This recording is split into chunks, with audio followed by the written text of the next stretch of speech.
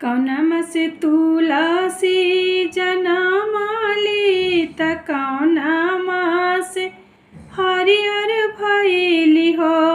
ए सखिया कौनमा से भैली सियाना त केकरा मन भावेली, केकरा मन भावेली हो।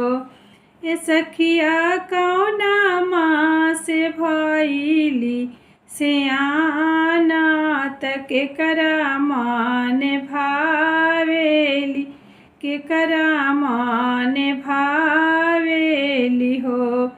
सावन मासे तुलसी जनमली त भादो मास हरिहर भैली हो। ए सखिया कार्तिक मास भैली सियाना त मोहन मन भावेली, मोहन मन भावेली।